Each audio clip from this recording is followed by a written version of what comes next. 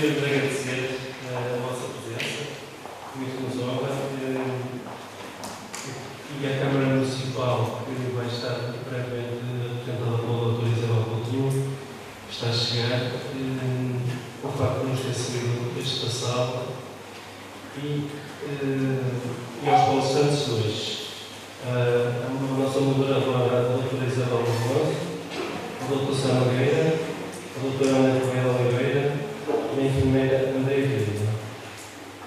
Também os nossos convidados, Francisco Braga e Rafael Dix, que nos vão na parte dos lados da vida. E a todos os presentes em especial. A diabetes é uma doença crónica que afeta cerca de 8% da população mundial. Em Portugal, a sua prevalência é de cerca de 13,1% da população. Conhecer melhor a diabetes, a sua identificação, os seus sintomas, prevenção e complicações, tratamento e outros cuidados de saúde são fundamentais para a população, nomeadamente os causadores conheçam melhor esta doença crónica. Por isso, a Farmácia Moutinho e a Medibasto, através de um protocolo de cooperação, visando a promoção da educação para a saúde e bem-estar, promovem a estação de sensibilização Unidos pela Diabetes, neste dia 14 de novembro, o Dia Mundial da Diabetes. Tendemos de forma descontraída e participativa conviver, alertando, aconselhando, prevenindo e consciencializar todos no combate a este fator de risco cardiovascular como é a diabetes. Obrigado pela vossa presença. Desde já vamos iniciar a nossa palestra.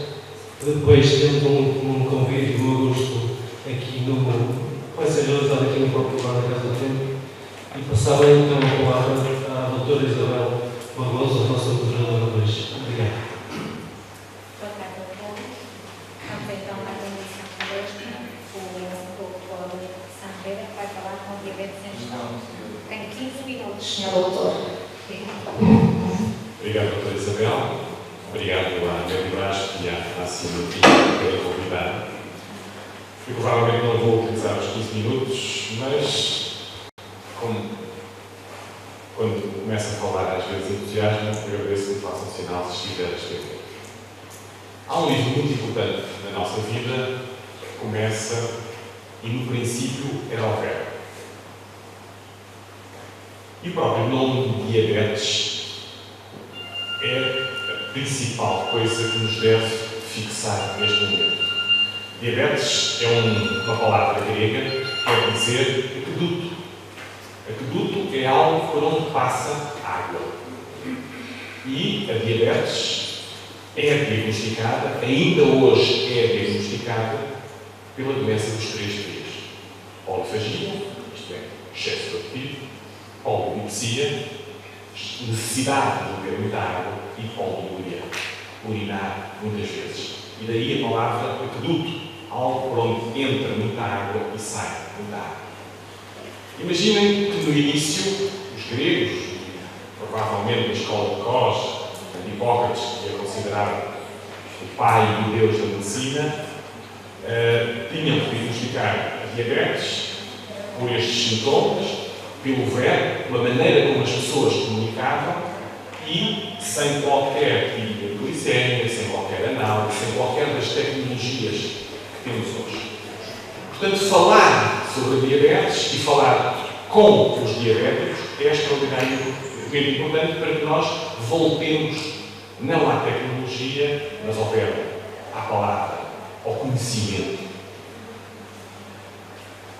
A palavra diabetes é complementada para a maioria de nós, e é aquilo que nos traz aqui hoje, com a palavra mellitus. Mellitus de açúcar. Os gregos, os médicos antigos, diagnosticavam a diabetes provando a urina dos doentes. Para nós, eventualmente, não faz sentido. Hoje, porque temos fitinhas de colmure, passa a publicidade para fazer o diagnóstico, temos tirinhas de glicemia para fazer o diagnóstico, mas na altura era assim que fazíamos o diagnóstico. Esta história, ao longo dos anos, era uma história extraordinariamente triste, porque fizéssemos o que fizéssemos, as pessoas morriam porque não era possível tratar a diabetes. A história tem primeiro recorrente em 1930, aliás, em 1920 e poucos, quando um homem chamado Banting, que era um simples médico saído da guerra de 14-18, sem qualquer experiência clínica, além da experiência que tinha na guerra, se acerca de uma grande sumidade mundial nos Estados Unidos, um escocês, MacLeod, tinha inventado dietas extraordinariamente restritivas sobre o tratamento da diabetes, o tratamento possível da diabetes, e diz: eu sei como se tratar a diabetes. E MacLeod, provavelmente como todos os donos das cátedras, um homem profundamente reacionário no sentido da novidade, diz-lhe como é que este homem que tem poucos anos de experiência, ainda por cima uma experiência feita na guerra, me veio dizer a mim que sei tudo sobre a diabetes, que sabe como é que há de curar a diabetes. E esta relação, embora eles tivessem recebido o Prémio Nobel juntos, nunca teve bons momentos. Eles, de facto, cooperaram. Ao fim de algum tempo, MacLeod tinha o dinheiro, tinha os financiamentos das universidades, colabora com Banting, mas nunca se deram bem. E, de facto, Banting conseguiu, através, digamos, da síntese dos pâncreas de animais, sintetizar a insulina. E, para todos nós médicos, para todos nós que conhecemos a medicina, pensámos: pronto, acabou o problema da diabetes. Temos insulina e curamos, ou tratamos bem, permitindo uma vida completamente normal a todos os diabéticos. Infelizmente, não aconteceu assim, e foi também um dos motivos de atrito entre MacLeod e Banting, porque, de facto, os doentes melhoravam muito. A insulina é o tratamento, é a forma como o nosso corpo trata a diabetes, morriam. E morriam mais cedo. E, na consciência dos médicos, primeiro, mas também dos doentes diabéticos, se começou a instalar uma crença que a diabetes, nós, médicos, classificamos como diabetes do tipo 1, insulino-carente, isto é, alguém que não produz insulina, ou diabetes tipo 2, provavelmente é aquilo que interessa à grande maioria das pessoas, tinha um final trágico com a insulina. Porque, de facto, enquanto a diabetes se mata ao longo dos anos, mata ao fim de muitos anos e de muitas complicações, a insulina pode matar ao fim de alguns minutos. Isto é, se houver um excesso de insulina a um doente, eu consigo matá-lo em poucos minutos. E daí a convicção que muitos doentes nos transmitem, porque nós, há algum tempo, o transmitimos a ele, porque comunicamos à mal, de que diabético que precisa de insulina é um diabético no último grau. Já todos ouviram esta expressão, é uma expressão que tem que ver com uma convicção. E por muito que nós médicos, por muito que nós profissionais de saúde, tentemos dizer que a diabetes não tem graus. Existe diabetes tipo 1 e diabetes tipo 2. O que é verdade é que esta convicção e qualquer razão que a gente possa aduzir nesta comunicação não é capaz de destruir esta convicção dos doentes. De facto, dar insulina às pessoas será aquilo que toda a gente quererá como último tratamento da sua diabetes. As boas notícias é que, provavelmente, na vida de todos nós, aparecerá uma insulina inteligente, graças à tecnologia, que funcionará um pouco como o pâncreas. Isto é, ela é injetada dentro do corpo do doente e só caberá, isto é, só se tornará ativa quando o nível de glicemia do sangue, quando o nível do açúcar do sangue justificar que ela. Este será, provavelmente, um novo renascer de Banting e de MacLeod, um novo renascer do tratamento da diabetes. Mas a diabetes que interessa à grande maioria das pessoas que aqui estão presentes é a diabetes tipo 2. Provavelmente a diabetes tipo 2 será a grande epidemia do século XXI, como já foi de alguma forma no final do século XX, porque o paradigma da alimentação mudou. Isto é, antigamente nós tínhamos que trabalhar, tínhamos que correr, tínhamos que caçar, tínhamos que fazer uma série de coisas para nos alimentarmos. Hoje em dia, basta ir passa a expressão, basta ir a qualquer supermercado, ter dinheiro no bolso e comprar a alimentação. O esforço que fazemos para nos alimentar é mínimo. Daí que a obesidade, hoje em dia, representa o principal inimigo da diabetes. Ao ponto de, nos últimos anos, terem nascido alguns medicamentos que vêm dar razão aos estudiosos, quer da gastroenterologia, quer da própria endocrinologia, que dizem que existem dois órgãos inimigos da diabetes: o rim e o fígado. Está ali o Dr. Fraga, que é irmão do Dr. José Fraga, e que tem uma teoria muito importante que diz que uma das grandes curas para a diabetes será o exercício. Porquê? Porque ele vai fazer com que o fígado não seja neoglicogénico, isto é, não produza ele próprio, através da síntese de outros elementos da glicose. Portanto, vão ouvir falar outras pessoas sobre a importância do exercício físico no tratamento da diabetes. Recentemente apareceu um novo medicamento, uma nova classe de medicamentos, que vai contrariar o rim também como órgão neoglicogénico. Isto é, vai fazer com que o rim não aproveite toda a glicose que está a mais e que normalmente seria excretada do rim, dando razão à diabetes mellitus ou ao tal aparecimento do açúcar, mas que nunca é tanto quanto a função que ele inicialmente teria. Portanto, isto era um pouco aquilo que eu vos queria dizer, porque existem pessoas que vão tratar o assunto aqui, e dizer-vos uma coisa que também é extraordinariamente importante.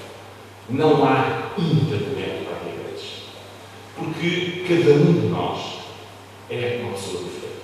E cada um de nós terá que ter um tratamento individualizado. Alguns precisarão de uns medicamentos, outros precisarão apenas de perder peso, outros precisarão apenas de corrigir erros alimentares, outros precisarão de insulina. E devo-vos dizer que o atraso da introdução de insulina no tratamento da diabetes é extraordinariamente prejudicial ao desenvolvimento da própria diabetes. Mas nós médicos, porque também fomos de alguma forma os agentes desta preocupação, temos que desmistificar. O nosso corpo trata diabetes com insulina. Eu, que não sou diabético, quando como, quando a minha glicemia sobe, o meu cardiologista injeta na circulação uma quantidade suficiente de insulina que faz com que o açúcar não suba no açúcar. Portanto, se isso é verdade para um corpo sano, provavelmente será necessário e compreensível nunca ocorrer.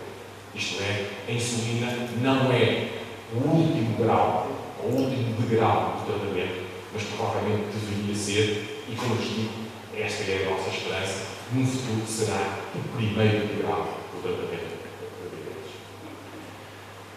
Compreender que, por detrás de qualquer doença, existem alterações do comportamento alimentar, do nível e da quantidade de atividade física que temos, é perceber que na gênese de qualquer doença provavelmente estarão modificações erradas dos estilos de vida, nomeadamente o sedentarismo. Todos nós hoje não andamos a pé porque temos carros, não vamos à procura das pessoas que telefonamos, não comunicamos porque temos Facebook, não fazemos toda uma quantidade de atividade física que faz com que, se não engordarmos, que será um sinal, e é um sinal mais provável, muitas vezes estamos a favorecer a tal neoglicogênese do fígado e do rim, que é uma das causas de agravamento e de preocupação no tratamento de diabetes. Espero que prestem com atenção agora aos próximos episódios de hoje, porque eles vão especificar muito mais. No fundo, aquilo que eu vim aqui dizer é um pouco a panorâmica, é um pouco o verbo. Na medicina geral e familiar, para nós que não usamos o eletrocardiógrafo como usam os cardiologistas, não usamos as análises como usam os da medicina interna, não usamos o endoscópio ou a ecografia como usam os cardiologistas, utilizamos sobretudo a palavra, porque percebemos que cada doente é um caso individual. Eu não tenho doentes, eu tenho a Dona Maria, tenho a Dona Joaquina, tenho pessoas individuais e para mim, qualquer pessoa individual, para mim, o medicamento que eu recomendo mais vezes sou eu próprio. Naquilo que procuro fazer, aquilo que estamos a fazer hoje aqui em comum, que é a educação da saúde. Obrigado.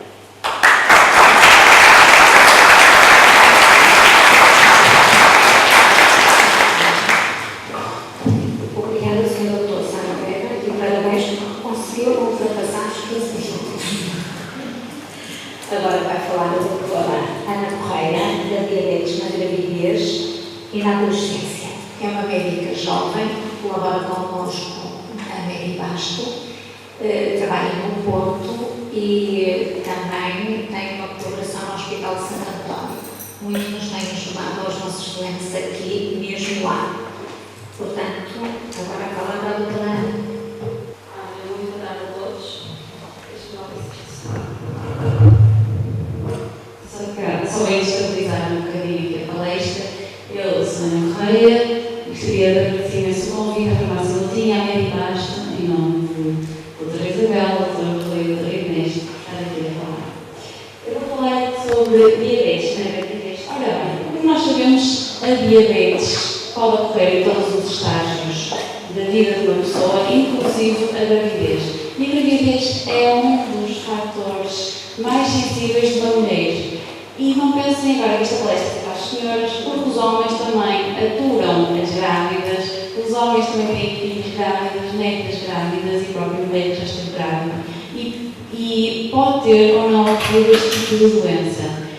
Sabemos que a diabetes na gravidez pode ser prévia à gravidez, portanto a mulher já pode ser diabética e, portanto, engravida, e a gravidez não é contraindicação nenhuma. A diabetes é contraindicação para uma gravidez saudável, desde que bem controlada, mas pode acontecer uma coisa nova que se chama diabetes estacional, ou seja, a mulher é perfeitamente saudável e ao longo da sua gravidez vai desenvolver a diabetes. E esta diabetes é descoberta só durante a sua gravidez. Porquê que isto aqui é importante? É importante porque, de facto, a prevalência da diabetes estacional está a aumentar. Nós temos aqui, isto aqui é aqueles gráficos médicos e dos profissionais de saúde, que é uma seca olhar para eles, mas conseguimos ver que desde 2005 a 2014 nota-se um aumento gradual, sendo agora estes dados, que são últimos, saíram agora neste mês, que está cerca de 6,7%, ou seja, em 100 grávidas, à volta de 7 grávidas vão ter diabetes estacional. E o que está a aumentar, o que eu noto muito no Hospital de Santo António, mais de maternidade João Diniz, é que aumenta as grávidas acima dos 40 anos. Agora nós sabemos que as mulheres estão a voltar à gravidez, até por motivos profissionais, económicos, etc., o que nos leva a um aumento da idade estacional, um aumento da idade da grávida quando engravida. Nós temos grávidas, imensas grávidas, acima dos 40 anos, que levam uma gravidez perfeita até ao final. Contudo, há só um pequeno problema, é que nestas grávidas, a diabetes estacional pode aparecer em 16,5%, ou seja, em 100 mulheres, 17 dessas mulheres podem ter diabetes estacional. O que é que isso nos leva? Leva-nos a que cerca de 5 a 10% das coletas das mulheres que tiveram os bebês podem permanecer diabéticas, ou então, se a diabetes se resolver depois da gravidez, pode aparecer diabetes nessas mulheres daqui a 10 ou 20 anos. Essas mulheres têm sempre um fator de risco acrescido para o aparecimento da diabetes. Isto aqui também é mais um daqueles gráficos que nós temos na exploração da diabetes, mas o que eu gostava só de chamar aqui a atenção é que nós temos sempre que ver na grávida a diabetes em jejum, o açúcar em jejum, a glucose, nós chamamos de glucose. Sempre que nós ouvimos falar em glucose é o açúcar normal. E depois, às 24 e 28 semanas, deve ser feita uma prova. Também tem um nome um bocado composto, a PTGO, que é uma prova que se deve tirar uma solução muito açucarada e depois nós medimos o açúcar do sangue periodicamente para ver se há ou não baixa desse açúcar. Ou seja, quer dizer que o açúcar está a entrar dentro para as células. O que é importante da diabetes, e como o Dr. Sandra já falou, é que imaginem que a célula é um quarto vazio, e a glicose é uma criança que quer entrar para dentro desse quarto. Só que a criança não consegue abrir a porta, portanto precisa da insulina. A insulina, que é produzida aqui no pâncreas, que está mais ou menos aqui na nossa barriga, que é produzida e a insulina vai lá e abre a porta. E assim a glicose consegue entrar no quarto. O problema é quando essa insulina não existe ou essa insulina é muito baixa. E assim a glicose fica toda no sangue, é por isso que dá os açúcares aumentados. E aí, com isto nós conseguimos ver através destas provas. Os sintomas, o Dr. Sandra já disse, na diabetes em geral e na grávida é exatamente a mesma coisa. Tem mais vontade de beber água, mais vontade de urinar, tem infecções frequentes também da bexiga ou da pele, e no caso das grávidas as infecções urinárias têm que ser bem vistas. Temos aumento exagerado de apetite, eu sei que na gravidez muitas vezes é desculpa porque uma pessoa comer tudo o que pode e que não deve, mas estas grávidas têm realmente um aporte, uma necessidade de comer indescritível. E há aqui um pequeno problema também nestas mulheres, é que estas mulheres vão ter bebês muitas vezes com peso aumentado. Um bebê normalmente nasce entre 2 kg, 2,5 kg, por aí. Estas mulheres podem ter bebês com 4 kg, 4,5 kg, o que leva à necessidade de ter de se fazer uma cesariana, com os riscos todos implicados. Como tratamento, temos as que nós chamamos as medidas não farmacológicas, que o Dr. Sandra já falou, a Andréia também vai falar. E é só para relembrar que a grávida pode comer uma dieta variada, rica em fibras e pobre em açúcares. Não é fazer dieta, é comer gradualmente, comer comida saudável, porque uma grávida, eu sei que às vezes já apetece muitos açúcares, os chocolates, até próprio da própria doença, mas temos que dizer à grávida não, tem que se controlar. Exercício, como já foi referido, é muito importante. Uma gravidez não é doença, a grávida pode fazer perfeitamente exercício físico, com algumas limitações, mas todos os profissionais de saúde podem ajudar neste caso, e também vigiar sempre, fazer sempre a picadinha para ver como é que estão os açúcares. Como o tratamento farmacológico, se for uma grávida que já era diabética, está a tomar os comprimidos, normalmente, porque é a primeira opção que nós costumamos colocar, sobretudo na diabetes tipo 2. Contudo, na gravidez tem que se alternar para a insulina, e isso imagina, uma mulher que está grávida, que tem aqueles picos todos hormonais, está assim, uma pessoa acaba por ficar um bocado descompensada. Ter que ir todos os dias fazer picadinha no dedo, administrar a insulina, acreditem que não é assim tão fácil quanto parece. Há também a possibilidade de tomar os comprimidos, a metformina, só que ainda estão em estudo, portanto nós ainda não escrevemos os comprimidinhos orais para as grávidas. Apesar de alguns países já estar a começar a fazer isso. Mas sobretudo a insulina é que é o mais importante. E agora, a próxima palestra sobre a diabetes e a adolescência. Eu gostaria de dedicar esta palestra ali ao futuro adolescente que está ali a portar-se muitíssimo bem, não está a fazer barulho nenhum, mas que daqui a uns anos poderá sofrer desta doença. Portanto, para ele em especial, vou aqui abordar alguns temas que são importantes para ele, para os vossos filhos, para os vossos netos, para os vossos futuros filhos e futuros netos. Vou falar sobre a diabetes na adolescência. O Dr. Sá já falou que há vários tipos diabéticos. Nós temos cá 4 tipos na parte da medicina. É diabetes tipo 1, é quando o pâncreas não consegue produzir aquela hormona que eu vos falei, a insulina, portanto não se consegue abrir a porta para a glicose entrar para o quarto. E assim, nós temos mesmo que aplicar essa insulina, normalmente injetável, e também a diabetes mellitus tipo 2. Nas crianças e adolescentes, a diabetes mellitus tipo 2 é mais frequente que nos adultos, mesmo assim é muito pouca quantidade, é só 10% destas crianças e destes adolescentes. O grande problema é a diabetes mellitus tipo 2, porque tem muitos fatores de risco, tem obesidade, o sedentarismo e também alguma parte genética que pode levar estes adolescentes a serem diabéticos. E se ser grávida não é fácil, e ser adolescente também não. Imaginem que aqui está em plena puberdade, também está dentro uma luta enorme em termos hormonais, porque aqui já quase todos somos adolescentes e sabemos isso. E imaginem que é ainda ser catalogado de diabético. E depois pode-se aumentar em termos de bullying, em termos de ter necessidade de controlar, sempre fazer a picadinha, ou ter necessidade de tomar comprimidos, porque em termos sociais é muito complicado. Alerta aos pais do Dia Mundial de Combate à Diabetes. A má alimentação e a falta de exercícios físicos já são uma ameaça às crianças brasileiras. O resultado desta combinação é o aumento da obesidade infantil e, com ela, uma doença que antes era só coisa de gente grande. Balas, chicletes, pirulito, sorvete, salgadinho. É tudo que a Luana adora, mas não pode comer. Quando os colegas perguntam, ela logo explica. Eu falo é porque eu tenho diabetes. É perigoso. Aos 4 anos de idade, a Luana pesava 54 quilos. Foi aí que a família descobriu que ela estava diabética. Foi preciso, então, alterar toda a rotina. Caminhadas assim, ela faz 2 vezes na semana e ainda controla a alimentação. Essa, sim, é a parte mais difícil para uma criança. Não é, Luana? É sim. Mas eu nem deixo ela ir porque a senhora não come bolo. Às vezes é preciso eu ir atrás para controlar. As crianças estão mesmo rodeadas de tentações. Esse sanduíche tá bom? Sim. Tem batata?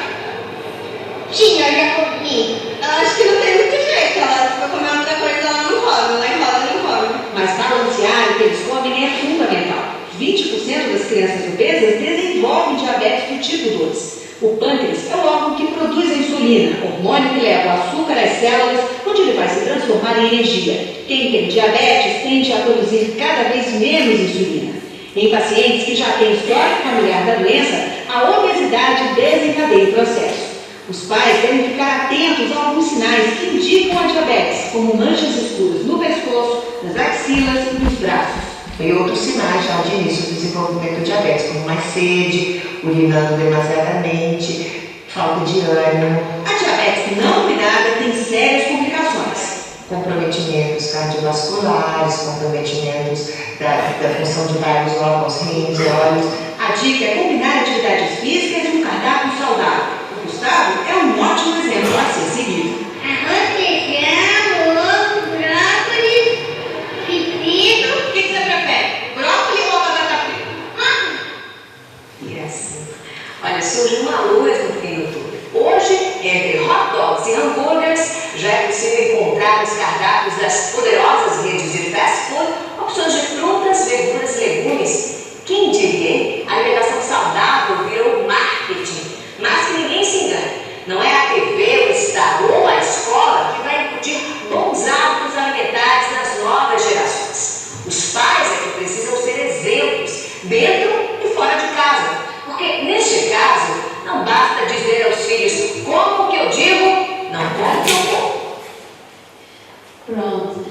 Este filme é um bocadinho para representar que a responsabilidade da diabetes na adolescência passa por todos, sobretudo pelos pais e pelos avós. Nós temos que começar a educar as nossas crianças.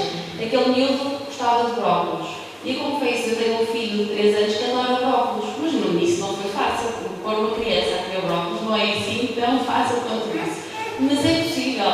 E nós, há uma regra que nós temos lá em casa, que é isso. Se a criança não gosta, come 10 vezes, ao fim da 10ª vez vai gostar. Porque nós temos, em termos de habituação, do sabor, temos que aprender. E todo o alimento tem que ser aprendido em termos cerebrais. Portanto, se nós temos, imagina brócolos, aqui aposto que há gente que não gosta de brócolos. Se começarem a comer, experimentem, 10ª vez vocês vão adorar brócolos. E digo já, meu filho come brócolos como se fossem batatas fritas. Portanto, é possível. Só queria aqui mais para o pessoal lá em casa, que eu sei que tem aqui também uma componente online, mas também para todos os presentes. Há um site que se chama Portal da Diabetes. Este site é espetacular. Tem tudo o que diz sobre a diabetes, muito bem explicado sobre todo tipo de diabetes. Tem pessoal que tem receitas maravilhosas. E para aquelas pessoas que pensam que ter cuidado com a alimentação custa muito caro, há aqui um livro ótimo em PDF. Que se pode fazer o download, imprimir, que tem receitas económicas para diabéticos. E, de facto, uma pessoa aprende a comer de modo saudável. Só para terminar, só gostava de deixar então aqui uma mensagem, visto que hoje é o Dia Mundial da Diabetes. Nós temos que agir hoje, agir já, e vamos realmente parar esta epidemia, porque a diabetes está a aumentar, a obesidade está a aumentar, e cabe-nos a todos pegarmos nesta doença e começarmos a inverter um bocadinho os papéis. Muito obrigada.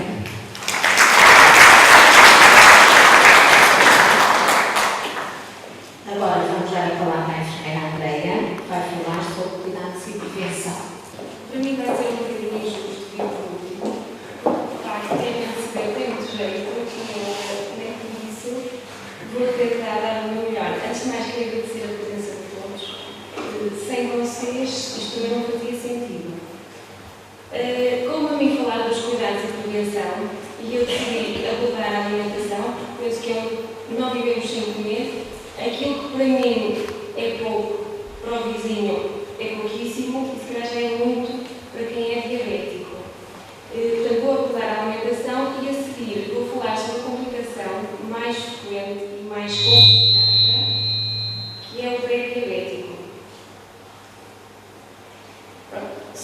resumidamente, a diabetes mellitus é claro que a principal causa de morte nos países envolvidos e a cada 7 segundos morre uma pessoa com diabetes. O tratamento passa pela alimentação, pela atividade física e pela medicação. A medicação, sejam os comprimidos ou insulina injetável. A atividade física é preciso praticar muito exercício e quando se fala em exercício não é ir para o ginásio, nem levantar pesos. 30 minutos diários a andar normalmente, sem grandes corridas, sem grandes... Um passo certinho a 30 minutos é meio caminho andado para conseguirmos controlar a diabetes. E, finalmente, a alimentação.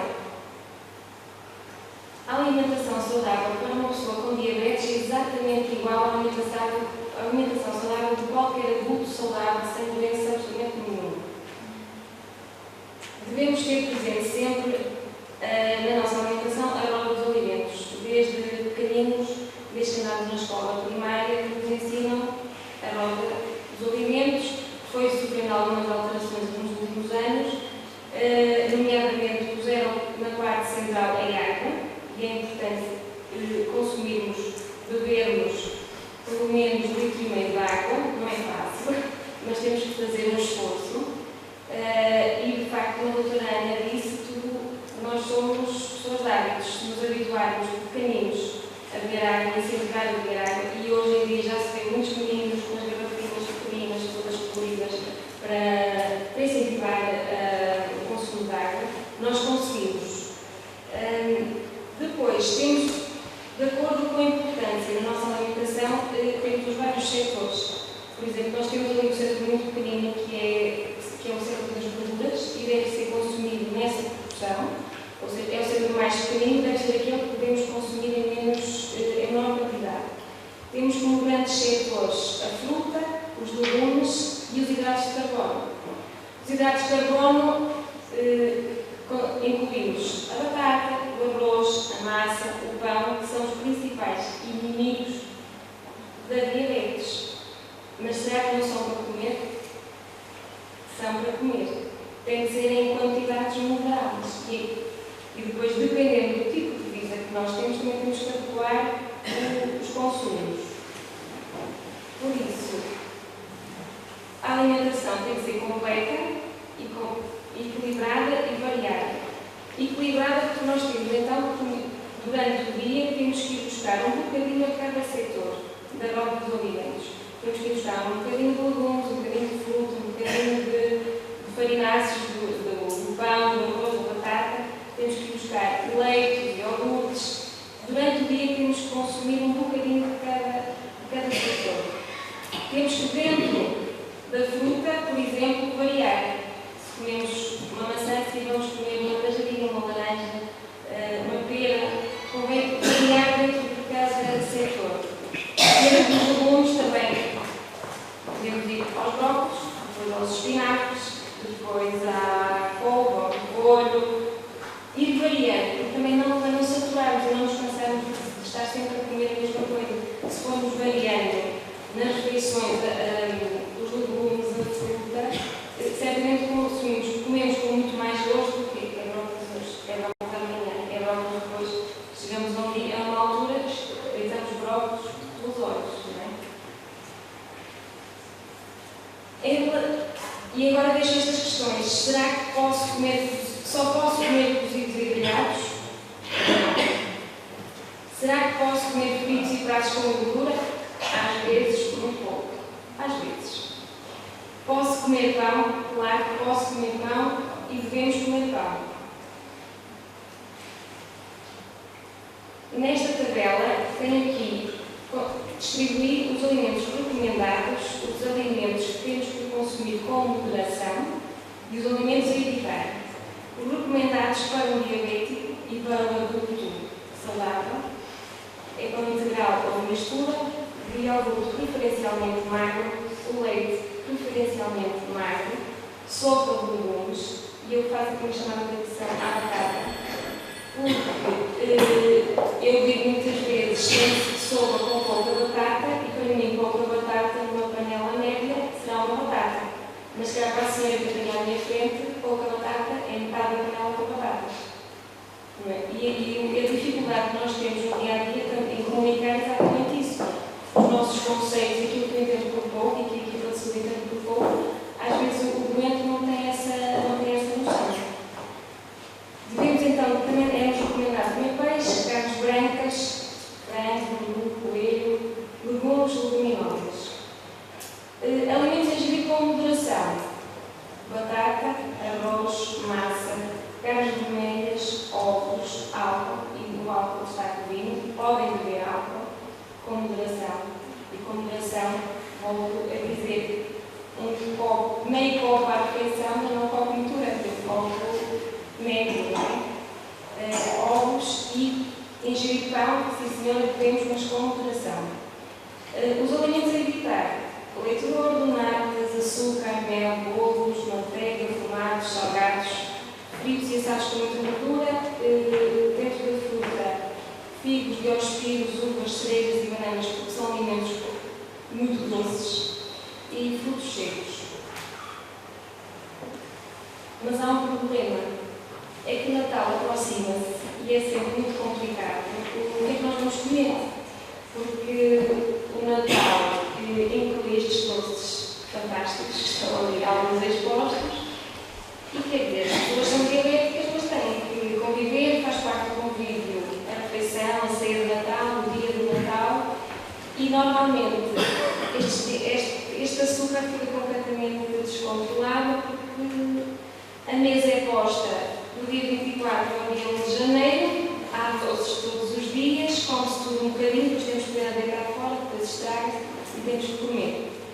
O que é que eu vou fazer? Eu não vou fazer nada o que eu vou dizer não é nada que não saiba, são simplesmente dicas e conselhos para que consigamos mantermos com os diabetes controlados e que consigamos tirar partido da época que aí vem.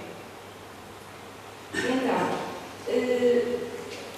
temos que a pessoa com diabetes deve realizar todas as suas refeições no dia da ceia e no dia de Natal, ou seja, vai fazer, independentemente de comer muito ou pouco na refeição, vai fazer pequeno almoço, vai fazer lanche intermédio, jantar, o almoço, não vai saltar refeições. Até porque, se salta refeições, se não faz o lanche, vai acabar por ter muito apetite na refeição principal, vai conter já toda a refeição em si, o prato principal, e vai ter a sobremesa, então vão ter muito mais, vão comer muito mais. Portanto, faz exatamente as mesmas refeições que faria outro dia qualquer. Outra dica é confeccionar em casa todos os pratos e doces do Natal. Aquilo que nós sabemos o que pomos, e como fazemos, estamos a comprar, já não sabemos muito bem, não é? As quantidades devem ser as necessárias para as 2 refeições.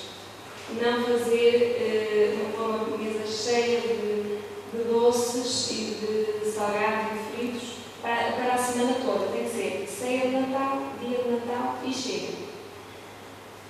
Evitar penicar durante o dia frutos secos e ou frutos cristalizados, porque vamos cozinhando e vamos tirando uma noz, vamos tirar o pinhão, vamos tirar isto, ao fim do dia é uma quantidade enorme. As receitas que têm leite, fazê-las com leite magro. As receitas com natas, substituí-las por natas light, ligeiras ou mesmo produtos naturais magros. E as receitas ficam exatamente iguais, ficam exatamente apetitosas, com um aspecto perfeitamente igual, como se fosse utilizado o produto gordo. Doces que necessitam de fritura devem ser grossos, e nomeadamente dentro das rabanadas. Quanto mais fino for a rabanada, mais gordura vai absorver. Então, se forem mais magrinhos, mais grossinhos, a quantidade de gordura que fica é muito menor. Ter cuidado também de mudando o óleo e absorver ao máximo o excesso de óleo com os absorventes, com os cozinhas, como quiserem.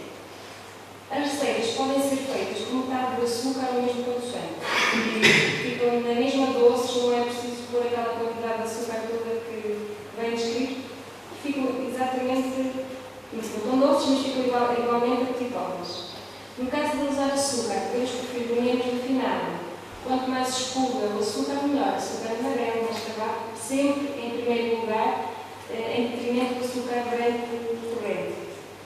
Receitas que incluem muitas gemas, substituir parte delas com um pouco de maisena ou claras. Conseguimos exatamente o mesmo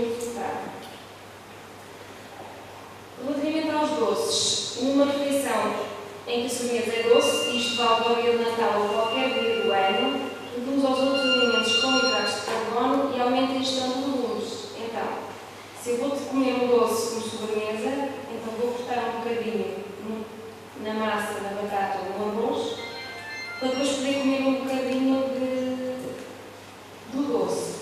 Em relação às gorduras, remover as gorduras visíveis na carne, nomeadamente, e diminuir a quantidade de azeite.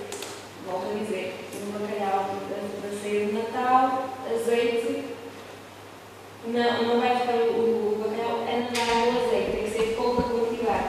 Porque no fim do dia, com tudo que já vamos comer, já é muita gordura.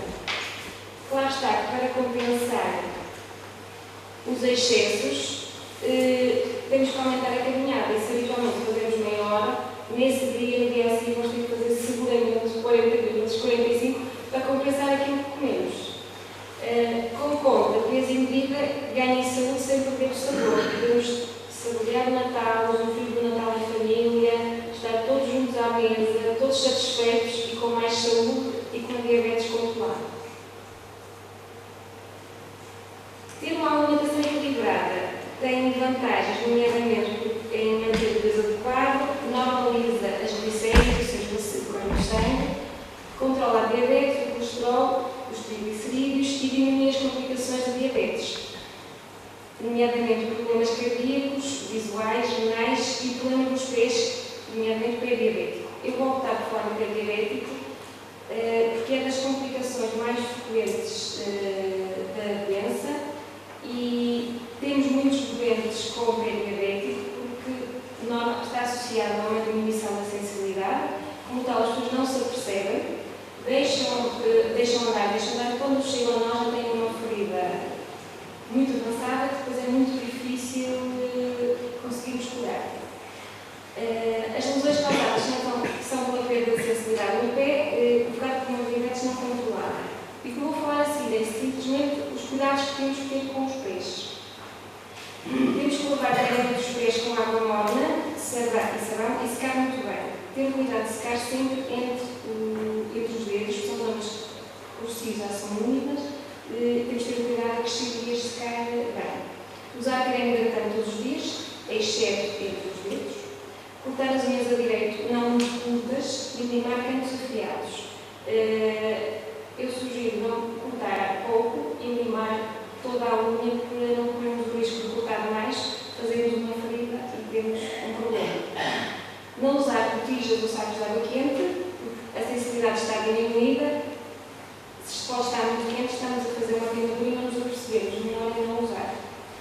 Não andar descalço nem mesmo em casa. Podemos apanhar qualquer objeto no chão, um prego, uma pedrinha, um vidro. A sensibilidade está diminuída, fazemos a mesma lógica, fazemos uma ferida, não nos apercebemos. Não andar calçado sem meias, usar meias sem costuras ou então virá-las para fora sem elásticos e de algodão preferencialmente. Evitar meias apertadas até ao joelho. Usar calçado confortável, evitando sapatos abertos ou sandálias. Observar e examinar o sapato antes de calçar.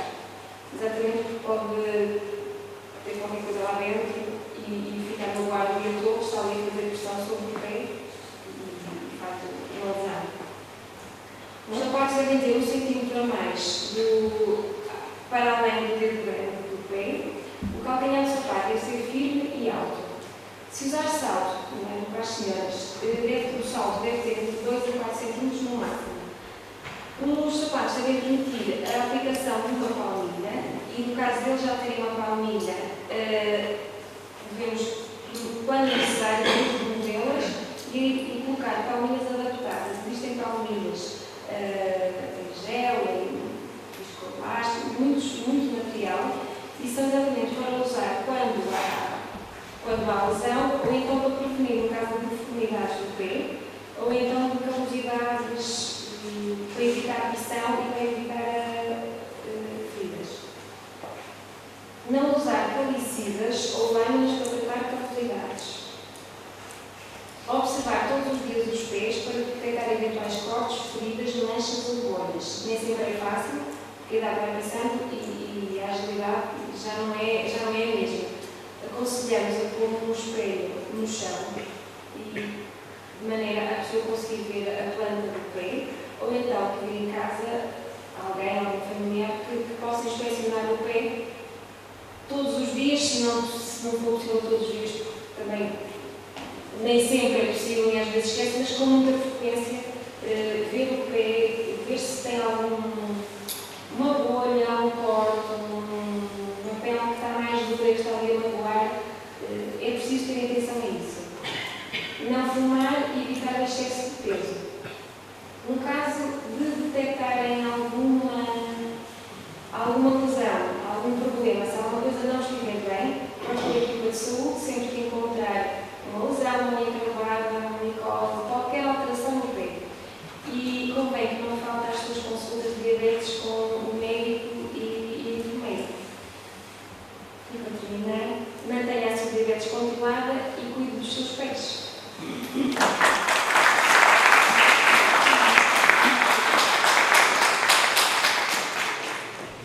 Muito obrigada, enfermeira Andreia. E agora vamos passar à parte que eu considero mais importante de todas.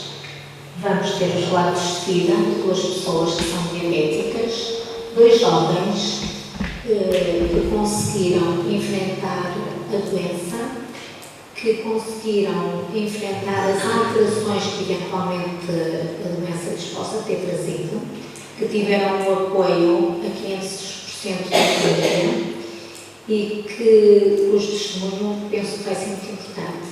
Hoje é o Dia Mundial da Diabetes, temos ainda algumas cadeiras vazias, com imensa pena minha, porque telefonamos a imensos diabéticos, era sobretudo para eles e sobretudo para os mais novos, que estes dois relatos seriam importantes. Vou dar a palavra ao Sr. Engenheiro Francisco Frada e a seguir ao Sr. Rafael Pires.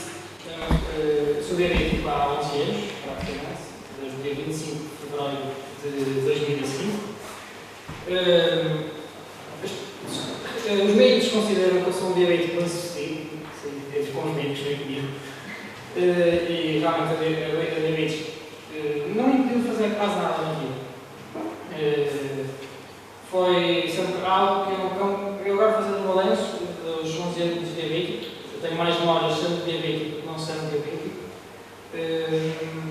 Acho que faço um balanço positivo e acho que a diabetes não tira coisas na vida, acrescenta muita coisa.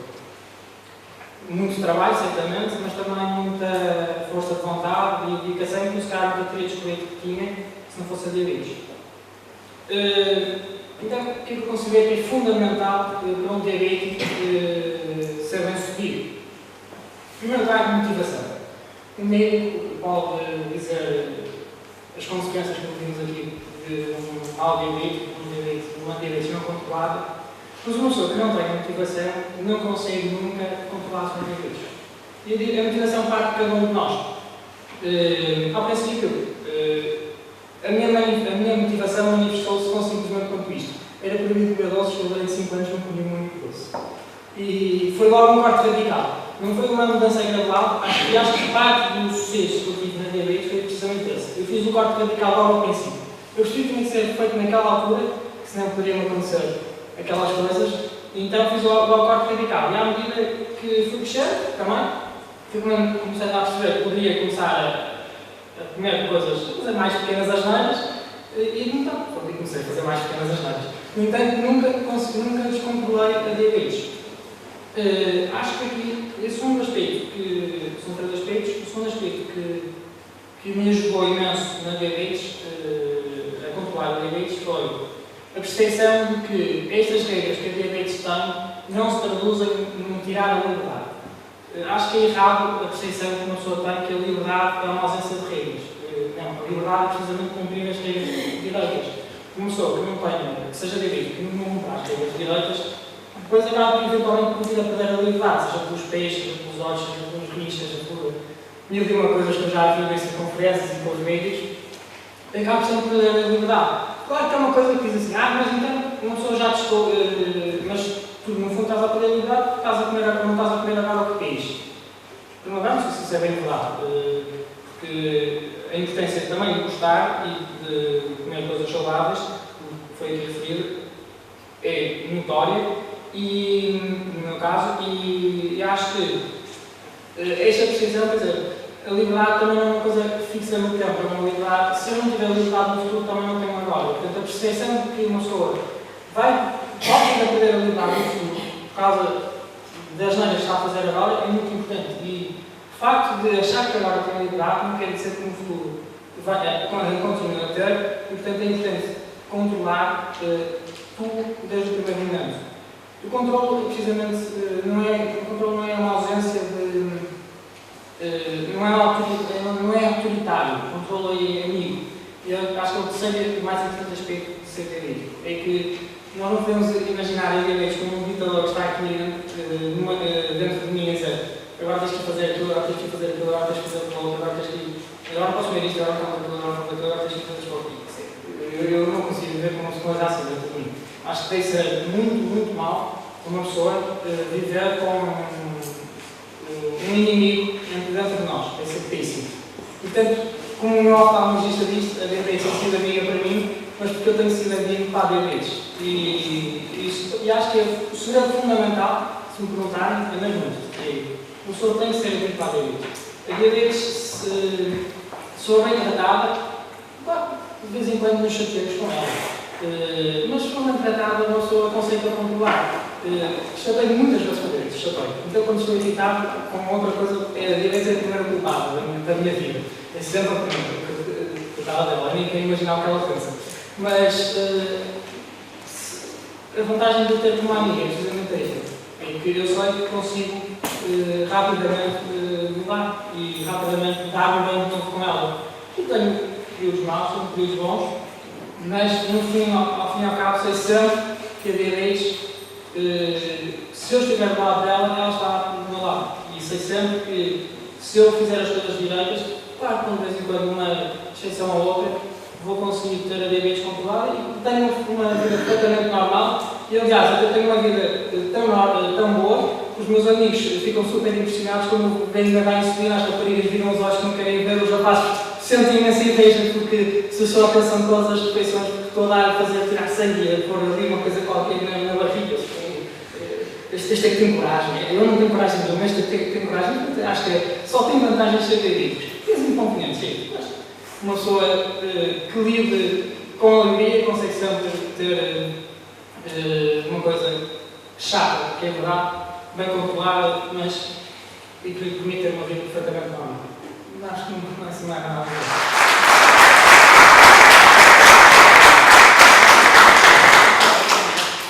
Muito obrigada, Francisco Fraga. E agora, eu vou afirmar que todos nós temos ouvido o Sr. Rafael Dix, o João Rafael Dix. Olá, boa tarde a todos. Já o meu agradecimento em especial à Farmácia Multino e à Médio Baixo por esta palestra, que é muito importante para todos. Eu sou diabético desde 1996, ou seja, desde o século passado. Sou um jovem com 39 anos à porta dos 40. Na altura, em 96, isto não tem nada a ver com os dias de hoje. A minha primeira máquina de medição de glicose demorava 40 segundos e depois tinha excesso de sangue, tinha que fazer novamente, depois tinha que limpar a célula. Era complicadíssimo. Hoje em dia tenho duas máquinas, uma faz um exame em 4 segundos, outra em 5. As insulinas são completamente diferentes. Sempre fui um diabético com um tipo de insulina lenta. Até hoje nunca utilizei rápida. O enfoque principal num diabético é a aceitação.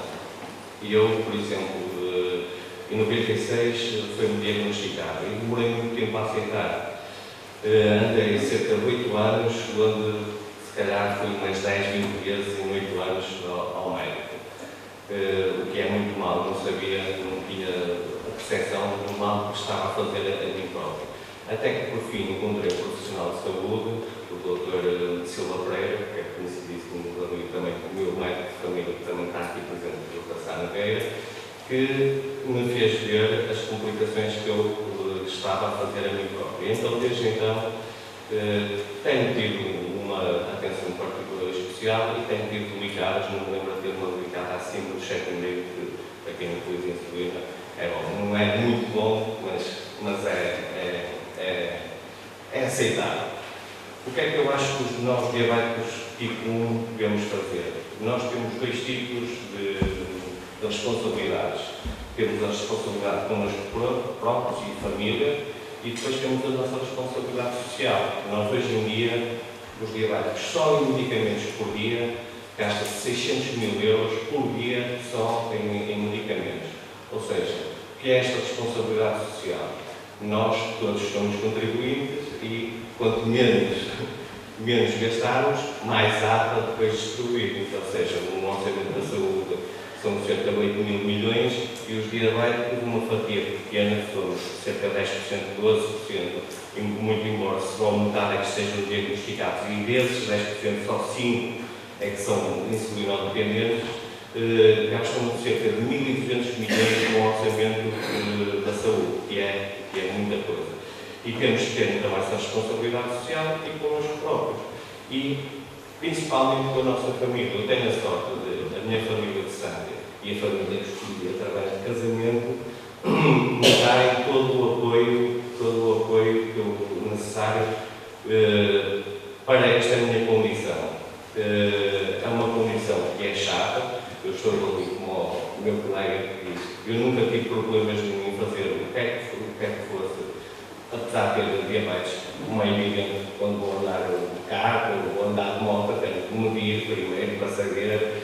Mas isso são pequenas.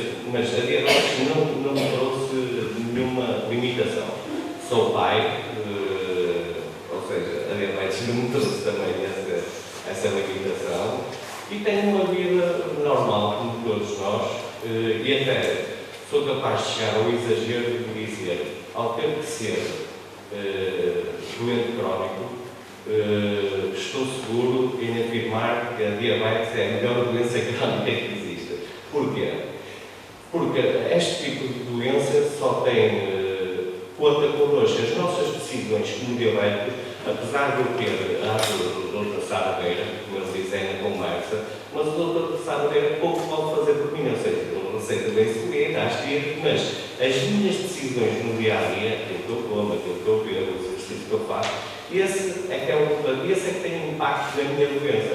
Ou seja, eu podendo ter uma doença que não está dependente se as células se multiplicam mal, eu é que sou o responsável pela minha doença e pelo meu bem-estar. Ou seja, aquilo que eu gostava de dizer a todos, a quem é diabético, a primeira coisa que temos que fazer é controlar. Controlar tudo, medir, saber os efeitos dos alimentos que têm na nossa vida. Como hoje qualquer coisa, passado 2 horas meço, para saber qual foi o impacto que teve. Acordar, medir sempre em jejum, sabermos o que é que comemos antes. Sempre, se nós medirmos, temos mais uma noção do que são o efeito da alimentação na nossa vida. Foi como a enfermeira teve a explicar. Mesmo e apesar de nós podermos fazer uma alimentação conforme nos foi marcada, mas até o nosso próprio estado nesse dia pode interferir na alimentação, na nossa glicemia. Ou seja, isto não é uma regra que 2 mais 2 são 4, às vezes as tabelas, em vez de ser a decimal, muda, porque os efeitos que temos na nossa alimentação, na nossa glicose, são completamente distintas. Ou seja, o que é que eu aconselho? Medir e como? Compensar. Fazendo exercício, por exemplo, temos mais um bocadinho, nós damos mais uma volta, fazemos alguma coisa, e tentar controlar. E o enfoque, temos de saber que de 3 em 3 meses, fazer as consultas sempre, de 3 em 3 meses, nós somos o tipo de doença, somos a mais controlada do mundo. Ou seja, de 3 em 3 meses fazemos uma análise. De 6 em 6 fazemos um eletrocardiograma e uma análise mais alargada. Ou seja, nós estamos sempre controlados. Melhor doença do que esta não conheço. E, como tudo na vida, como é evidente, se nós não tivéssemos diabetes era muito melhor, não é? Mas eu retiro, aprender a retirar o lado positivo da coisa. E o lado positivo da coisa é isto que eu vos acabei de dizer. Somos pessoas que somos controladas, temos contacto com os nossos médicos por momentos trimestralmente e somos pessoas que, nas nossas decisões, tudo que nós ingerimos, é aquilo que já sabemos que depois lá no teste final vai nos dizer se fizemos bem ou se fizemos mal. Portanto, era este meu testemunho que gostaria de deixar. Muito obrigado pela atenção. Bem, eu tinha razão a dizer que estas duas lados de vida eram mais importantes. Antes de fazermos aqui um resumozinho, gostava de passarmos agora a algum tipo de dúvidas, algumas perguntas, qualquer esclarecimento que nós ou eles possamos dar. Estamos à vossa inteira disposição. Gostaria muito de ouvir aqui falar. Há alguns diabéticos que eu estou a ver que estão aqui. Algumas dúvidas que eles têm. Mais uma vez, estamos aqui à vossa disposição. Agora é preciso isso controlar no tempo. Eu, antes de mais, queria agradecer aos dois, porque eu hoje aprendi muito mais do que eventualmente ensinei. Porque ouvi aqui duas coisas extraordinariamente importantes. Uma, nós não temos a doença, ou o que quer que seja que acontece na nossa vida, não tem de ser de fatalidade. De facto, pode ser uma janela de oportunidade. Francisco disse aqui uma coisa muito importante. Ele aprendeu a controlar. Aprendeu a decidir muito cedo, infelizmente. Porque, de facto, ninguém deseja para os nossos filhos que, de facto, alguém ou os nossos filhos seja diabético. Mas, porque teve uma doença, aprendeu desde muito cedo o que é que dependia na vida dele, a vida dele e a construção, aquilo que ele é, em termos de saúde, foi extrapolado também para aquilo muito positivo que é eu controlo a minha vida. E para alguém, para nós como pais, nos queixamos muitas vezes que não vem um livro de instruções. Também ninguém deu um livro de instruções a este jovem, mas ele aprendeu e tirou daqui uma grande lição. Eu vou ser, em termos de saúde e em termos humanos, aquilo que eu quiser. Aprendeu a controlar. O Sérgio, para mim, é o meu melhor diabético. O Rafael, que é o meu melhor diabético. De facto, ele é um homem. Ele não tem mérito, ele, de facto, o seu Bandeira, convenhamos, foi um excelente mestre. Eu tive a hipótese de trabalhar algum tempo com ele durante o meu internato, mas que era um homem extraordinariamente difícil, um homem duro nos seus princípios, era rígido naquilo que era o controle. Mas disse-me uma coisa muito importante, é assim, tomar a nós, podermos dizer a qualquer doença, a quem diagnosticamos uma doença, que aquilo que a doença vai ser no futuro só depende dele. Imaginem o que era poder dizer a alguém que tem um cancro de estômago, dizer assim, olha, a sua morte, as suas complicações ou a sua vida vai depender daquilo que você fizer. De facto, este é um exemplo de a doença ou a qualquer fatalidade é um pouco o que nós quisermos fazer dele. Então, eu queria muito agradecer aos dois, que hoje vim aprender aqui uma coisa que para mim é extraordinariamente importante.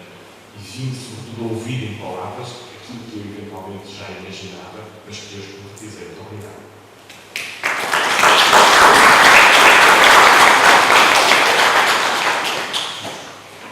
Eu hoje vou alinhar com o Dr. Santeiro, que é o nome do senhor Rafael, mas eu tenho o meu Francisco. Eu gostava de te perguntar, de te fazer uma pergunta, Francisco, que acho que está na cabeça de toda a gente. Tu és muito jovem, tens 23 anos e acabaste o teu curso, e tanto quanto eu sei, com muito êxito. Sei que foram muitas horas de estudo, muito tempo passado na faculdade, muitas cantinas, muitos almoços. Queres relatar-nos um pouquinho da tua experiência a nível alimentar em relação à tua faculdade? Eu peço desculpa ao Rafael, porque não o conhecendo bem, obviamente que me dirijo um bocadinho mais ao Francisco É uma pergunta que eu própria, às vezes, faço a mim própria. Quando penso no Francisco e em alguns outros, como é possível, com todas estas coisas que nós aqui dissemos, conseguiste ultrapassar no teu dia-a-dia? Quais foram as dificuldades que tu encontraste no teu dia-a-dia, nas tuas cantinas, nos cafés, etc.? Primeiro ponto, fiz sempre exercício físico. Todos os dias, ou quase todos os dias. E quando não fazia, tinha o meu pai de atrás. Eu andava a pé. Acho que o parte do exercício vem aí. Depois, a parte que contaste nos hidratos de carbono, fazer sempre direito, era uma coisa que é a minha religião para a direita, é sempre essa contagem. Eu quando quero estar voltado, não conto. Mas na parte de estudo, que é muita atenção, um exame ou um texto, fazer as contagens de direitos, fazer todas as refeições a horas direitas, certinhas, e acho que foram esses principalmente os pontos fundamentais que levaram a que eu não tivesse grandes problemas com diabetes nos exames. Só me lembro de um caso que tenha tido que a diabetes prejudicou a minha performance no exame. Aliás, dois. O segundo não conta, até foi mais pelo amigo. Foi um exame já foi há bastantes anos, foi no segundo ano da faculdade. Eu tinha feito qualquer coisa, foi a seguir ao Natal, porque eu fui num período um bocadinho pior, já descreveram aqui. E para a missão, eu estudava muito, não conhece, já teve uma pessoa de diabetes. Essa foi parte de vontade do meu pai. Exatamente, mas eu fiz o exame muito. Eu senti que eu consigo também, já da experiência, eu consigo sentir quando estou com um valor alto, quando estou com um valor baixo, e consigo quase tirar mais 10 para cima, mais 10 unidades para baixo, consigo dizer mais ou menos quanto valor é que tenho. E eu naquele exame senti que já estava, que eu ia correr bem e que a diabetes também não me ia ajudar. Portanto, e foi o único caso que eu tive mais frequente. Depois no texto da vida normal, a diabetes, na altura, só me impediu de fazer cabesteiras, no princípio, e agora olho para trás e vejo que os tipos de cabesteiras que eu fazia eram muito agressivos. Não havia sequer eletricidade, era mesmo ao ar livre completo, portanto era muito difícil fazer uma cabesteira. Sendo 1000, 100 horas, nós não tínhamos horas na relógio, portanto nem sequer tinha piada por estar com a máquina ia ter horas, nessa altura não fiz. No entanto, como animador já fiz 4 cabesteiras, não tem problema nenhum. E consigo também resolver as coisas dos cabesteiros. É sempre mais complicado, é sempre valores nem sempre vão estar no meu objetivo, vão estar sempre um bocadinho acima, às vezes um bocadinho abaixo. Sei sempre isso, mas também saber jogar com isso e saber perceber que em cada situação, se calhar os valores não têm que ser exatamente o ideal. Portanto, tem que ser uma situação mais otimizada. Em vez de ser a situação ideal, a situação menos má. Acho que é mais isso. Mais alguma pergunta da plateia?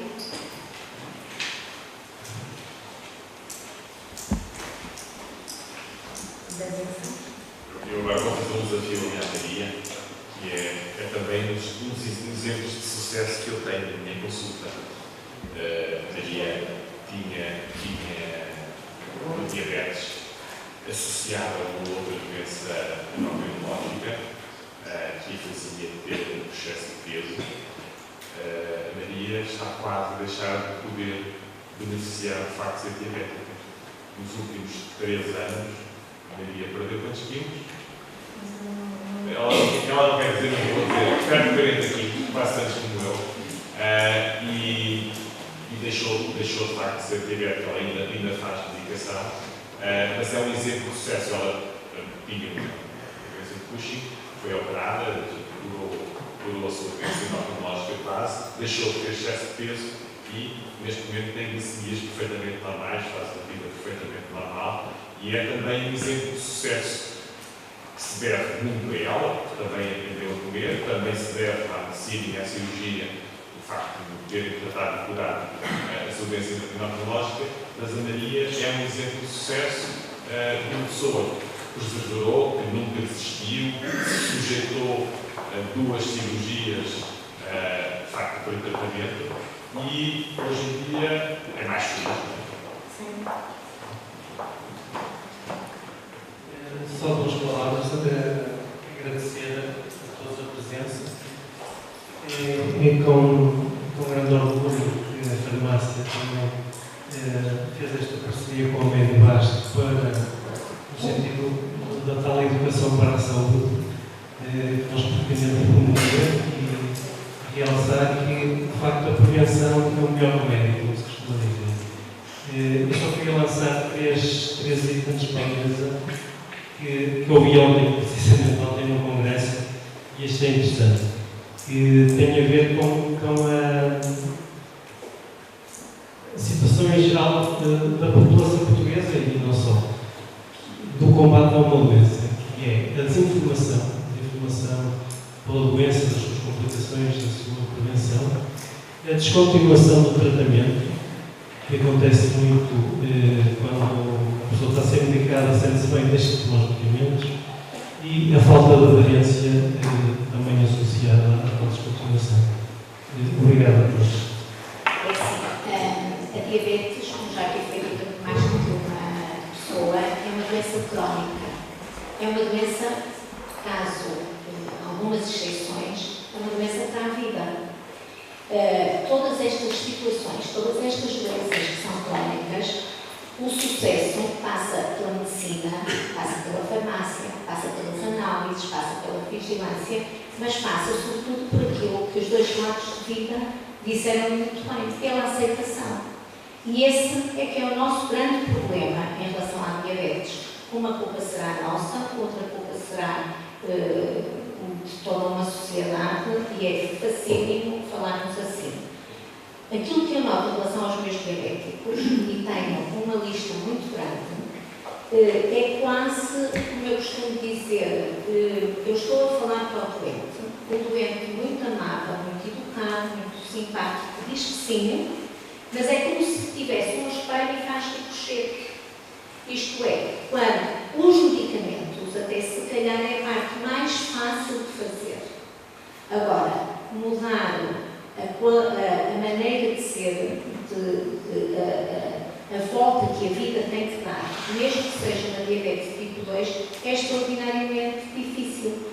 Quando eu digo aos doentes, o senhor tem que andar pelo menos meia hora. Eu peso os doentes, eu meço os doentes. Está ali marcado, eu digo, o senhor tem 10 quilos a mais, tem 8 centímetros a mais. Todos me dizem assim, doutor, eu não posso. Doutor, eu não tenho tempo. Agora é muito tempo.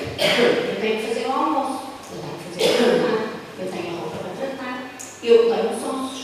Quer dizer, cada um arranja uma desculpa, entre aspas, e é extraordinariamente difícil conseguir dar a volta a uma situação destas, quando por cima temos que, de facto, reparar e pensar que a vida é toda um bocadinho difícil. Hoje toda a gente trabalha, os avós, mesmo quando são formados, têm os filhos, os netos para tratar na parte deles. Quer dizer, não é fácil, é preciso ter uma força de vontade muito grande para conseguir mudar alguma coisa. E esse é o nosso problema. Picar o dedo, tente fazer um controle na sua farmácia ou na Medibasto sobre picar o dedo. Todos estão a picar o dedo. Se calhar no mesmo dia picam em casa, picam na farmácia e picam na Medibasto. O problema é que ficam preocupados, mas passados 2 minutos isso é um bocadinho. E o que eu tenho reparado é que nós não conseguimos chegar ao doente, seja por culpa nossa, seja porque há muita coisa a trabalhar contra nós. É fast food, é a facilidade com que hoje as pessoas têm acesso às coisas mais chamativas, os bolos, os doces. Eu estou há 26 anos em Caceiras. Quando vim para cá, não havia iogurtes naturais. Se hoje for, hoje temos um continente, não sei quantas superfícies longínquas, é que vem encontrar tudo aquilo que dá reclame na televisão. Tudo é um chamariz, digamos assim, para as pessoas fugirem um bocadinho à regra. implementar a alimentação, a sopa, é uma batalha, é mais difícil implementar numa família a ingestão da sopa às refeições do que qualquer outra coisa que possa imaginar. Eu dizer, se comer a sopa e se for comprar à farmácia este medicamento custa 50 euros, eu acho que a maior parte das pessoas optam pelos 50 euros em vez da sopa. É que, ainda por cima, a diabetes é uma doença que envolve a família toda. Estes dois exemplos, o Rafael falou e o Francisco também falou numa outra particularidade. A família tem que estar envolvida, não tem lógica um diabético tem que comer à parte. Porque o diabético é, ao comer como deve ser, está toda a família a ganhar com uma alimentação correta. Todos, não há nenhuma situação em que possamos dizer que neste caso, naquele caso particular, com esta, com aquela refeição, ou com este, com aquele alimento, vá prejudicar a família. E, no entanto, é extraordinariamente difícil. Como já referi, há 27 anos que estou em terceiros. Um dia houve uma reunião na pré-escola onde andava um filho mais velho.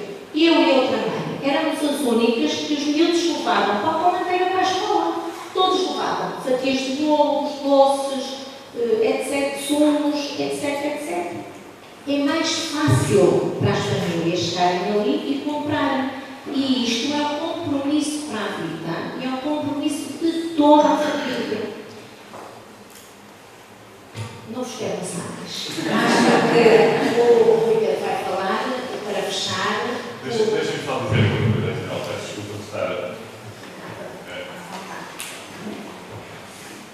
Nós, o que Isabel diz é verdade, é absolutamente verdade, mas esta é a visão, é um bocadinho a visão de quem viu muito, continua a trabalhar, continua a lutar, e a prova que se continua a lutar e a trabalhar é que está aqui, porque é saúde, mas não é uma visão otimista.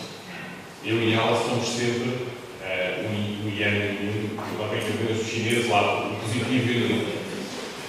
Eu tenho uma visão muito mais positiva e eu acredito muito mais no futuro nisto. E se calhar, aproveitando o facto de ter chegado a Dr. Isabel Coutinho, queria dizer que se há 27 anos que estou aqui, por exemplo, quando vi não havia nenhuma pastelaria, e hoje há 30 ou 40, eu não posso dizer que não é um aspecto positivo, porque eu acho que as pessoas podem escolher. Não significa que eu tenha que ir lá e comer bolos. O facto da facilidade com que nós hoje vamos buscar os alimentos, temos alimentos processados. Há 20 anos não passava pela cabeça de nenhuma mãe decidir que aqui ia almoçar um quarto para o meio-dia, porque não havia ao continente, não havia uma refeição pré-cozinhada, metia no forno, 10 minutos depois servia a refeição à nós, as mulheres, as mães, tinham que pensar nas refeições e tinham que pensar na alimentação de uma forma muito mais programada. E provavelmente comíamos muito melhor. Comíamos a sopa, nós comíamos muito melhor, de uma forma muito mais trabalhosa para as mães, é verdade, mas de uma forma muito mais saudável. Mas também tenho que dizer que mesmo as pessoas que têm dores nos ossos, as que se queixam, eu não consigo fazer exercício físico, olha, vá à piscina municipal e há uma em Gavês, e há uma no ar, e há uma em Reforços, graças ao esforço comum e ao esforço coordenado pela Câmara Municipal, onde é possível fazer exercício sem dor. Dentro da água ninguém se pode queixar dos ossos. A água está quentinha, é possível fazer exercício. Hoje em dia, o progresso trouxe-nos alternativas. As pessoas que gostam de fritar, hoje em dia têm certeza de diabetes, podem fritar sem usar o excesso de gordura. O progresso não é algo que nós possamos ou devemos combater, mas algo onde nós devemos tirar todo o progresso. Aqui o meu diabético disse que a máquina dele demorava 40 segundos para dar uma glicemia e não era garantido que desse. Eu tinha esses 40 segundos. Hoje eu tenho uma máquina que dá em 3 segundos. Isto é progresso. Eu disse, e foi prometido há 5 anos, que um laboratório americano terá, no máximo, dentro de, nesta altura, de 7 anos, a tal insulina e crescendo. Isto é progresso, isto é vantagem. Agora, isto não é razão nenhuma para a gente desistir e dizer assim, pronto, ok, eu agora já não vou me preocupar mais com os diabetes porque o milagre vai aparecer. O milagre somos nós. O milagre somos nós. E o milagre não é fazer coisas grandes. O milagre é fazer coisas pequenas todos os dias. É quando não há solução, nós inventarmos uma solução. É quando não temos os alimentos necessários, que não é preciso ter iogurtes para se comer laticínios. Há leite, é muito mais barato. Não estejamos à espera de coisas. E, de facto, a facilidade que hoje em dia encontramos torna as coisas um bocadinho menos empenhadas. Se calhar temos que nos voltar mais para nós. Temos que voltar a ser mais pessoas e não meros consumistas. Se calhar é em nós que temos que encontrar a solução. Porque foi dentro deles que eles encontraram a solução. Mas eu sou otimista. Ainda gosto. Com certeza. Então, vamos voltar.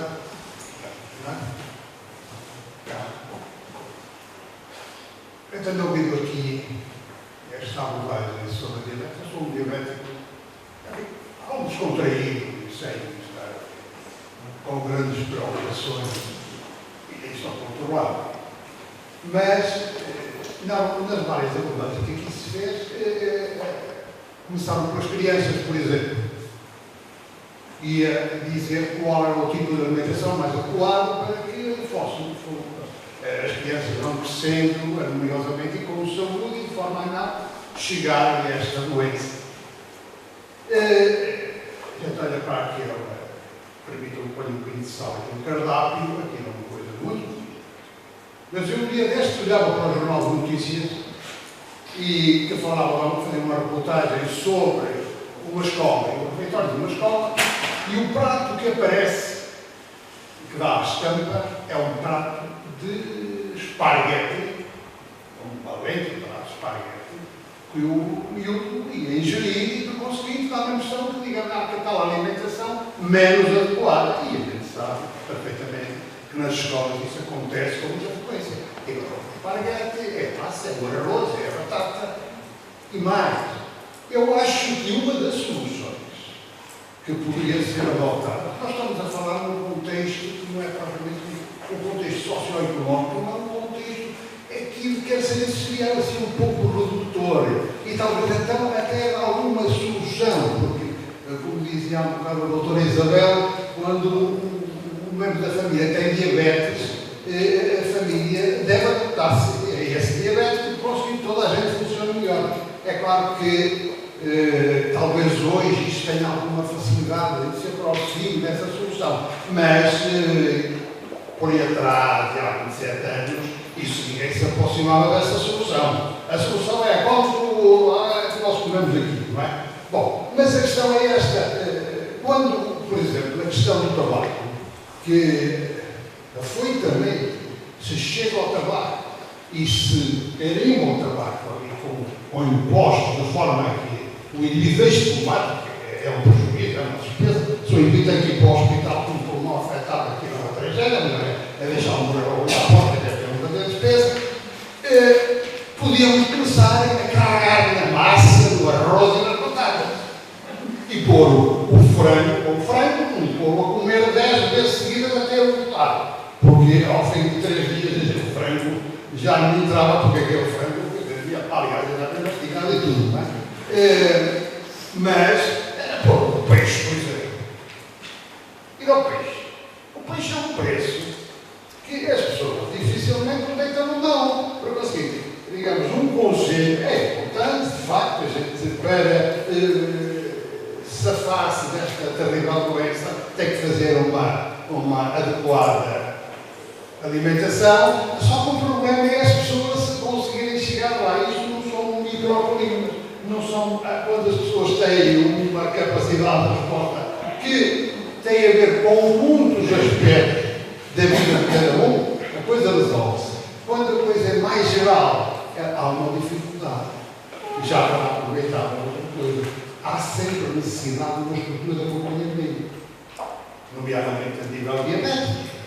há uma consulta direta, não é verdade? Programada, que é suposto funcionar, mas dificilmente funciona.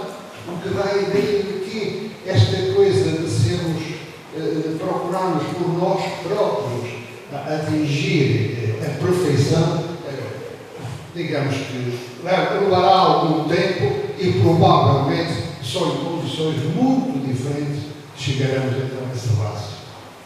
Seja compatível. Obrigado. Antes de mais, eu gostaria de agradecer a sua intervenção, que é de facto bastante relevante até para este tema. Eu gostaria aqui de abordar alguns assuntos que até referi. Mas estava a darmos a massa e eu acho que a máquina milanesa ia adorar. Mas não é que fala da solução. As crianças, quando vão para a escola, agora o sistema escolar, têm um conjunto de empresas que preparam o catering e depois a comida não é feita nas escolas, a comida é feita em determinadas indústrias que depois é levada para as escolas. Teoricamente, essas indústrias devem ter nutricionistas e muitas delas têm para dar apoio para formar refeições saudáveis. E também, a nível dos lanches, nos bares das escolas já há fruta, já há algumas bolachas de água e sal que as crianças podem optar. Contudo, obviamente, são crianças e se tendo um bolo, eu lembro quando era criança tinha bombocas, não sei se alguém se lembra o que era, aqueles bolos de chocolate com creme, portanto, aquilo era uma bomba calórica. Mas, obviamente, eu preferia muito mais comer uma bomboca do que comer uma coisa de fruta. Aquilo era horrível. Portanto, eu acho que em termos de educação há muito trabalho para fazer em casa e muito trabalho também para fazer nas escolas para mudarmos este tipo de atitude. Aliás, gostava de dar aqui também um exemplo. Há um programa, não sei se conhece o Chef Ramsay, que é um cozinheiro muito importante a nível da televisão. Ele fez um estudo muito engraçado a nível das escolas. Portanto, foi a uma escola inglesa e viu como é que era o tipo de alimentação. E depois foi a uma escola americana e viu como é que era o tipo de alimentação. O tipo de alimentação americana era só à base de hambúrgueres, que nós estamos habituados a ver na América. E tentou transformar, tentou mostrar às crianças como é que era feito um hambúrguer e tentou mostrar que realmente havia opções muito mais saudáveis, maneiras de fazer hambúrgueres muito mais saudáveis e que podiam adotar. As crianças não fizeram. As crianças quiseram optar pelo que estavam habituados, nomeadamente aqueles hambúrgueres muito gordurosos. E o chefe Ramsay sentiu-se assim um bocado até desiludido com o tipo de alimentação, mas a alimentação é cultural. Portanto, nós temos que mudar todos. Nós é que mudamos as nossas crianças, não são as crianças que se vão lembrar, vão se iluminar e dizer, bem, se calhar também uma coisa de fruta é mais saudável do que um bolo. Até porque há uma coisa que eu gostaria de focar, mas em termos de marketing, de alimentação, é muito forte. Uma criança adora ir ao McDonald's e adora os Happy Meals. E se nós perguntarmos à criança, porque o Happy Meal é assim uma espécie de uma caixinha que traz um brinquedo, depois umas batatas fritas e um hambúrguer. E se nós perguntarmos à criança o que é que gosta, a criança só quer o brinquedo. Mas como aquela alimentação que teve faz parte do almoço, porque a pessoa compra aquela caixa, dá o almoço à criança, são bem 500 e tal calorias só, uma vez só, e a criança gosta mesmo de brincar com o brinquedo. Também temos de ter cuidado em termos de hipermercados, porque o marketing também é muito extremo nesses sítios. Se virem as promoções, pouco metade de valor, pouco desconto em cartão, etc., são só alimentos hipercalóricos que estão naqueles folhetos. Poucos têm legumes, poucos têm peixe, que possam realmente dar soluções saudáveis. Em termos de economia, na refeição, como eu apresentei, há aquele então panfleto intitulado Diabetes, há um livro PDF que pode ser retirado, que tem inúmeras receitas que podem ser utilizadas. Mas também a enfermeira Andreia falou muito bem em termos de dicas para contornar um bocadinho a parte calórica da refeição, no Natal. Uma coisa que eu faço sempre, por exemplo, aqui mais para as senhoras, provavelmente, mas um refogado. Um refogado, normalmente nós pomos lá então o azeite, a cebola e deixamos a refogar. Se nós queremos só um bocadinho de azeite e o resto de água e pusemos a cebola, fica um refogado exatamente igual ao outro e com um pequeno truque que não tem nem quantidade de azeite industrial que a enfermeira Andréia já referiu. E só em último caso, em termos de capacidade de resposta, eu provavelmente, eu sou médica no Porto e também trabalho agora na Medibasto e sinceramente é com um enorme orgulho que eu trabalho nesta clínica porque é uma equipa fantástica e realmente as pessoas cabeceiras são diferentes. E todos os dias eu venho, todos os meus turnos venho motivada porque sei que vou encontrar pessoas que realmente gostam e querem mudar. Eu também trabalho no Porto, como sabem, e no Porto tenho acesso a grandes hospitais, tenho acesso ao Hospital de Santório, tenho acesso ao Hospital de São João, tenho acesso ao Hospital de Gaia, etc. Mas, de facto, uma coisa que eu não tenho são doentes que eu vi hoje. São pessoas capacitadas, pessoas que compreendem a sua doença e que fazem tudo para preferia, se calhar, buscar esses hospitais que têm uma grande capacidade de resposta para este tipo de pessoas, sinceramente, não é.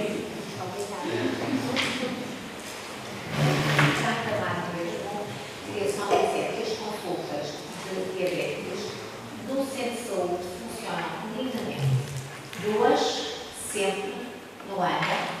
Cada documento que sai já leva as análises para trazer para a próxima consulta, vê-se o pé, pede-se o doente. Portanto, há um conjunto, não é perfeito, mas garanto que a evolução que houve, e provavelmente o senhor também já cá está há alguns anos, desde que eu comecei a trabalhar até agora, nem sequer se pode comparar. Longe de ser perfeito, mas vamos melhorando e cada dia há de ser melhor, cada ano vai ser melhor. Gostaria agora de contribuir. Deixa só. Eu gostava só de salientar um aspecto. Eu não sei se me fiz entender isto quando falei da massa, do arroz, da batata. Eles são necessários. O senhor, quando falou que o prato da cantina tinha massa, tem que ter massa, tem que ter arroz, porque senão eles não têm energia para conseguir estar 8 horas na sala de aula. Não pode ser um prato enorme de massa, isso não é? E só massa. Agora, a massa é necessária. É através de hidratos de carbono que nós retiramos energia para poder estar o dia inteiro na sala de aula, a trabalhar, seja a criança, seja um adulto. Acompanhado, eu imagino que seja a massa à bolonhesa, com a carne picada, não tem problema absolutamente nenhum. Temos que ter atenção à confeição. Claro que nas cantinas nós já não podemos controlar muito isso, mas não está errado. As cantinas de agora também já não são como, eu não sou assim, muito bem citada, é evidente, mas já estão muito diferentes. E a atenção à alimentação mudou muito. Na minha altura, mais ou menos de doutoranda, eu comi bombocas. E os meus pais incutiram sempre bons hábitos em casa. Eu nunca saí de casa sem tomar um pequeno almoço. Sempre comi lanche de casa, sempre comi fruta e tive problemas com excesso de peso. Porque, de facto, a oferta é muito grande. Os meus pais nunca me levaram a comer hambúrgueres. Eu nunca comi hambúrgueres com os meus pais. Adoro. Porque elas estão disponíveis, são apetitosas e, de facto, a sociedade permite-nos um bocadinho isso. A opção é nossa, nós temos que fazer escolhas. E sim, hoje abuso, mas tenho que ter consciência que vou ter que cortar alguma coisa e amanhã vou ter que compensar com exercício. Se não quiser ter problemas, e não estamos a falar de diabetes, estou a falar da população em geral. Em relação à alimentação, o senhor falou do peixe que é carne, e é carne, sobretudo se for fresco.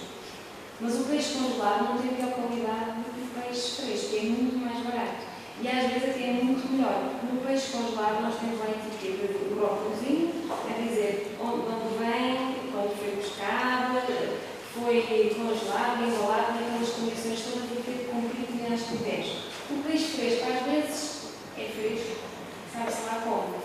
Portanto, o peixe é caro, vamos buscar o congelado. Não é pior, para a saúde não tem pior qualidade e conseguimos comer peixe. Isso que é.